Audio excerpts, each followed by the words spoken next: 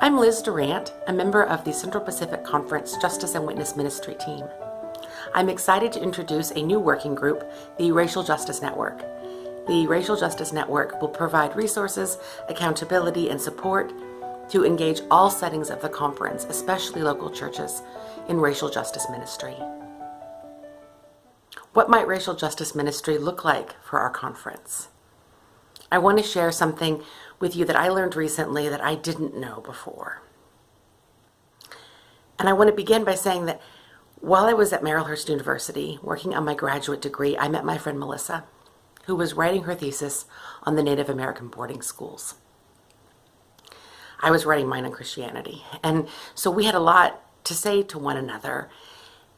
And as her friend, I heard a lot of her stories, not only research about the boarding schools, but personal stories, because my friend's relatives, her ancestors, were taken from the reservation. My friend is Umatilla and Nez Perce, Sauk and Fox. And her relatives were taken to the boarding schools and later taught themselves as teachers at the schools. And so I heard stories about not only what the children experienced at these schools, but also the ways that my friend was met with silence and her family when she would ask about the schools and what had happened. And I have carried those stories. I carry those stories with me. So I'm a new intern at First Congregational Portland, and I'm working on a history project on our conference.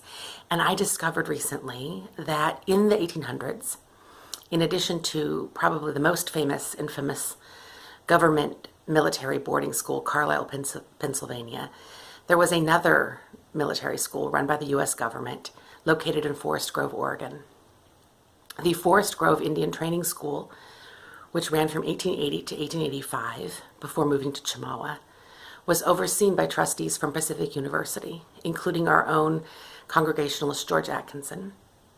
And many of our Congregationalist missionaries taught at the school and were involved in the school. Our own history, the history records that I have found, are very reticent, both about what we thought at the time and why we were involved in the school. But of course, as I look at the pictures of the children who were forcibly taken off the Spokane Reservation and brought to Forest Grove, and then at the pictures of the ways that they were changed as a result of that school,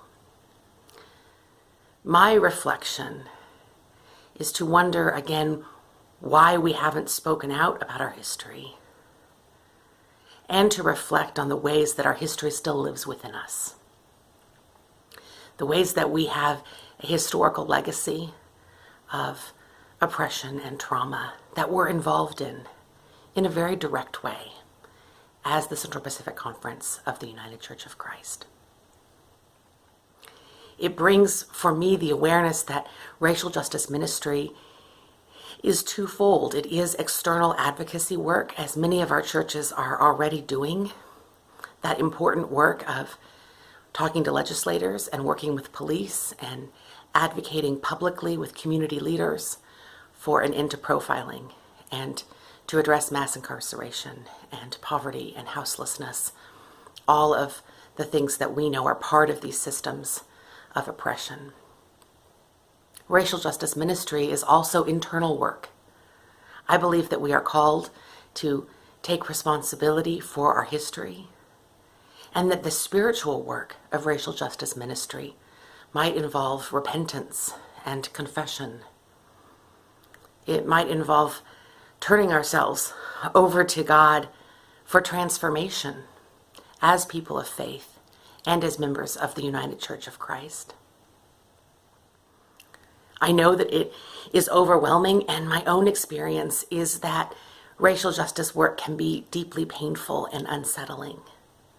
And yet, as a Christian, as a follower of Jesus, I deeply believe that we are never beyond the reach of God's love.